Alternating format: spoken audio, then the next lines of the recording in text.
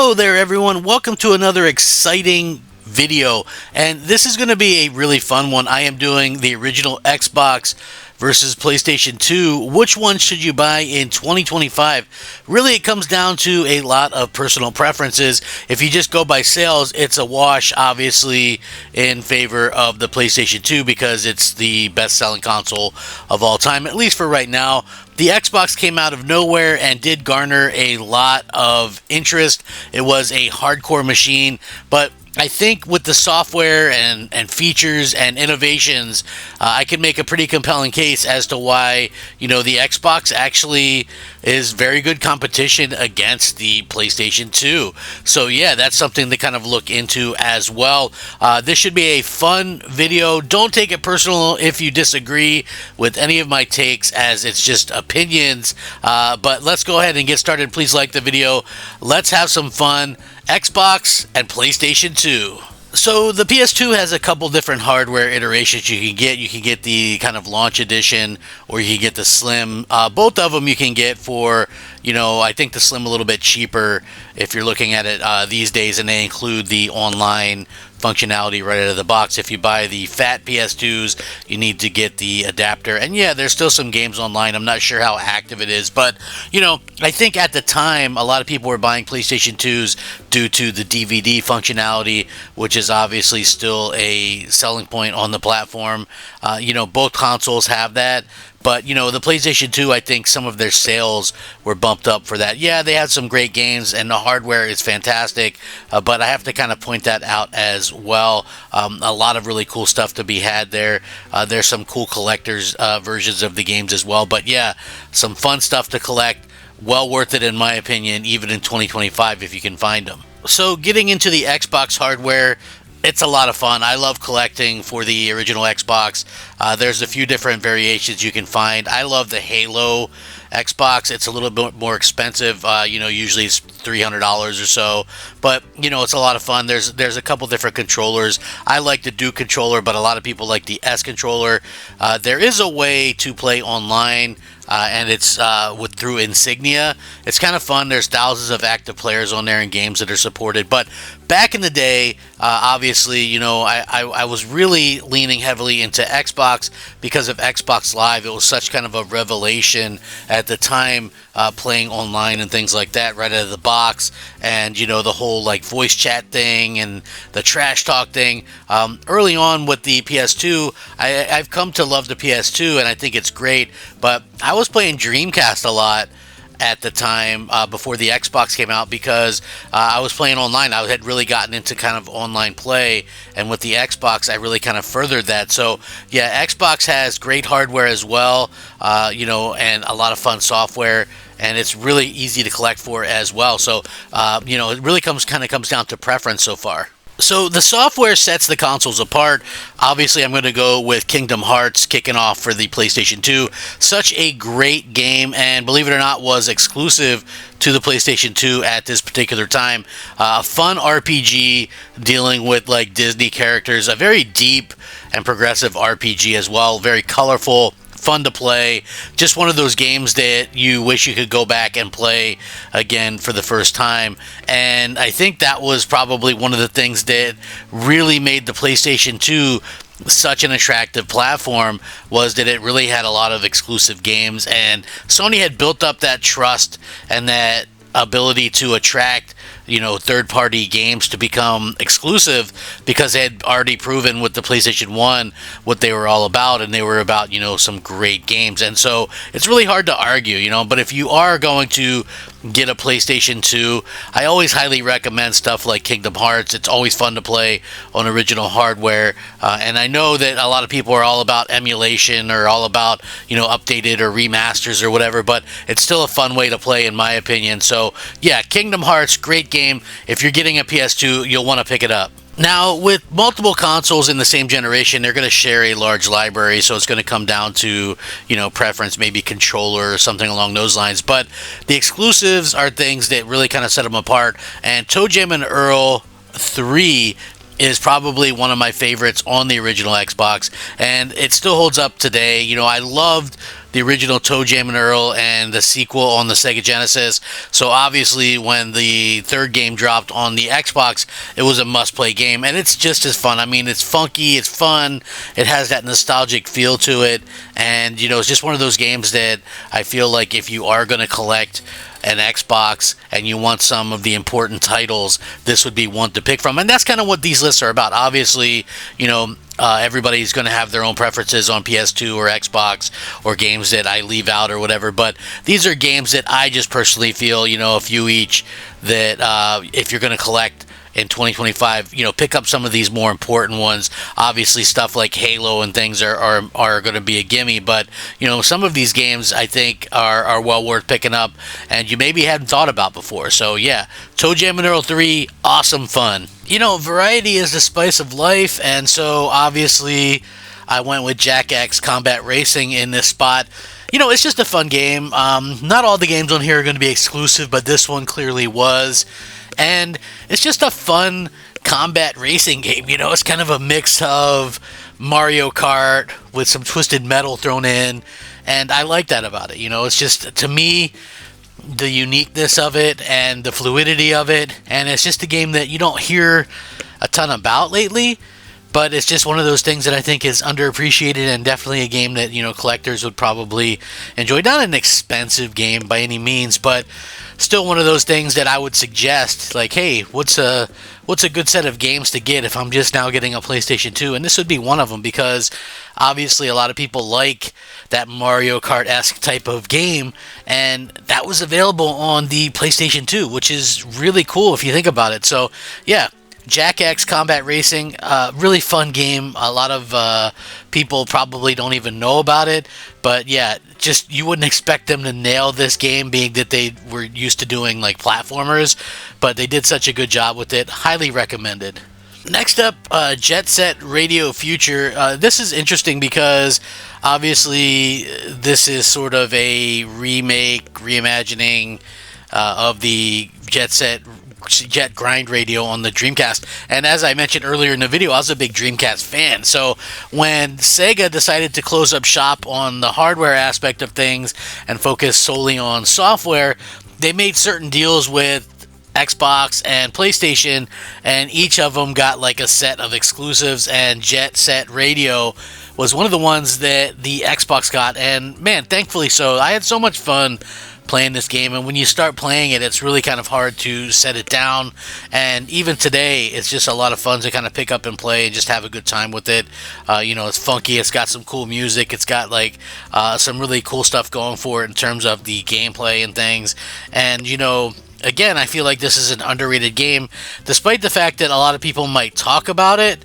Not a lot of people actually played it back when it was originally out, so there might be more of a fan base now, but back then there certainly wasn't. And it's always a game that I say, hey, if you're buying an Xbox, hey, you want to pick this game up because it's going to be well worth your time and effort to kind of put into it, and you're going to have a lot of fun playing it. Next up on the PlayStation 2 side is Shadow of the Colossus. Now, this game had a PlayStation 3 remaster, and it had a PlayStation 4 remake, both of which are great, but highly suggest if you are getting a PlayStation 2, if you're getting that real hardware and you're looking for stuff to play on the real hardware, look no further than Shadow of the Colossus. In fact, this is one of the better games that has ever come out on the PlayStation 2. I know that's probably a controversial thing to say, but I just have so much fun with it, and it's just such a magnificent game, and especially for the time of what the PlayStation 2 could actually do, they managed to do some incredible things in this game, and Adam Sandler even did a movie called Reign Over Me, which this game was kind of a central part of that game, of that movie. And yeah, I mean, a more serious role for Adam Sandler, by the way, but this game is fantastic and one that I highly recommend for anyone who is into PlayStation or PlayStation 2 and things like that. So yeah, get this game. I don't care if you get it on PS2, PS3, or PS4. It's just that good of a game to kind of play through and enjoy. And just remember that when you're playing it, like, oh yeah, man, that was highly suggested. That's right.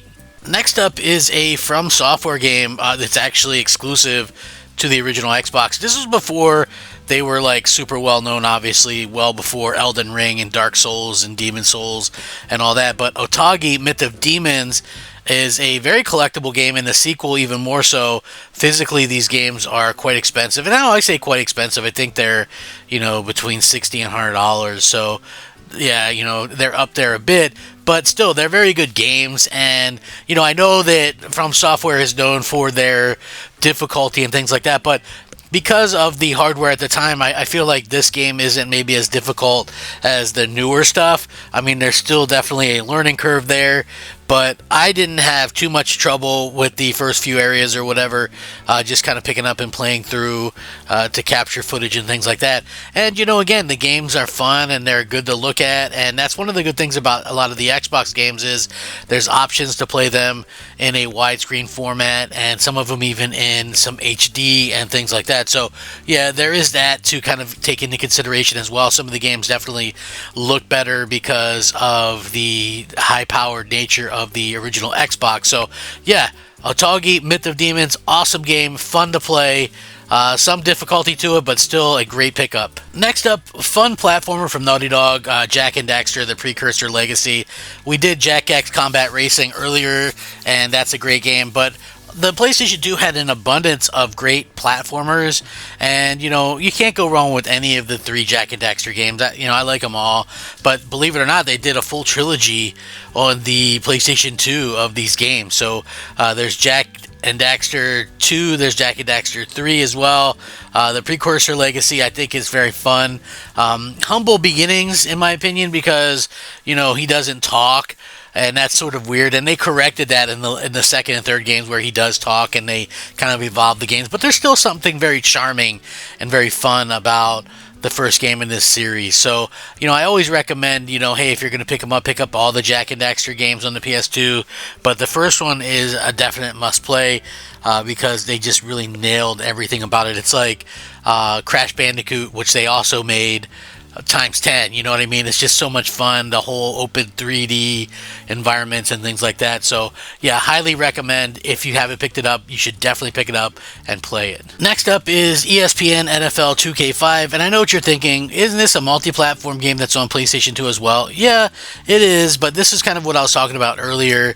Of the two consoles, this is the superior version for multiple reasons, because they were doing bump mapping, so like the jerseys can have wrinkles and get dirt and things like that on them. Also, because the Xbox had a built-in hard drive, it would actually show highlights of the games at halftime, which is something that didn't happen on the PlayStation 2 version. Now, the other thing is, this game is just such a phenomenon. Like, to me, the crib and all that kind of stuff, you can also rip your own music if you have CDs still and have certain songs play when you do certain things, like score touchdown.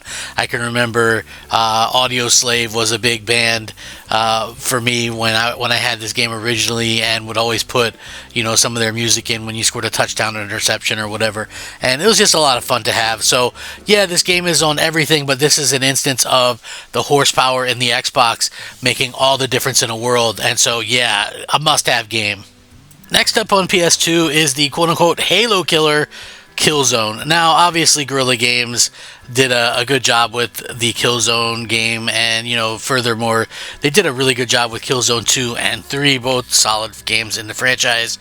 I would say that calling them Halo killers is, kind of a wrong thing to do, because, Halo was its own kind of phenomenon, but that doesn't mean that Killzone was bad in any way. In fact, it was ahead of the game in a lot of ways on the PlayStation 2, and, again, for the hardware and for the time and things like that, the game actually plays very well, which is exactly the reason why I highly suggest this game to anybody that's kind of collecting or getting into the PlayStation 2 for maybe the first time. The Killzone game is one that doesn't get a lot of love. Killzone as a whole franchise doesn't get a whole lot of love until the PS3 came about, and we saw that Killzone 2 commercial at E3 in 2006, I believe. It might have been 2005, but yeah, fun game, highly collectible as well. Not too expensive, but still one that's fun to collect for, and I recommend a whole lot. And finally, for Xbox, Ninja Gaiden. This is a game that, of course, came back on the original Xbox platform, was very tough, very hardcore game. A lot of people loved it, though. I mean, this is just a game that realistically helped bring Xbox to the forefront back in the day, because, realistically, they had so many core amazing games. You had stuff like Halo and Fable and Forza, and of course Ninja Gaiden, and believe it or not, this was exclusive at the time. You had stuff like KOTOR, which was like console exclusive as well, and it just really goes to show you that, they really had kind of a plan going forward and to draw in the hardcore gamer, and in a lot of ways they succeeded. The PS2 really stomped Xbox out in terms of sales of consoles, but I think Xbox really helped themselves get put on the map, and for people to believe in what they were doing with games like this. People wanted to play this game, and you can't really say enough good things about it. So, Ninja Gaiden, awesome game, tough game even to this day, but still one highly recommended. So there you have it. I kind of wanted to keep the video short and sweet. I showed you a handful of games on Xbox, a handful on PlayStation 2. I gave you some information on the hardware. Obviously, if you're going by at the time, Xbox was doing some really cool stuff with Xbox Live, voice chat. They also were doing some cool things with the internal hard drive and the ability to do only, broadband internet. And you look at, PlayStation 2, and they were just doing some phenomenal things as well. They introduced the DVD player to the masses. So many great games on both platforms. Sony ran away with it in the generation. It had a lot of great games. I personally, if you're asking me, liked Xbox, because Xbox Live was, like, at that time for me, was just a phenomenon. And it just seemed much more integrated and things like that. But the PlayStation 2 is highly collectible nowadays, and most of the games are cheap. Same thing with Xbox. So it really kind of comes down to opinion. But no matter what you get, just have fun collecting, have fun gaming, and let me know what you guys think down below. I certainly appreciate it. I'll catch you next time. Thanks so much for watching.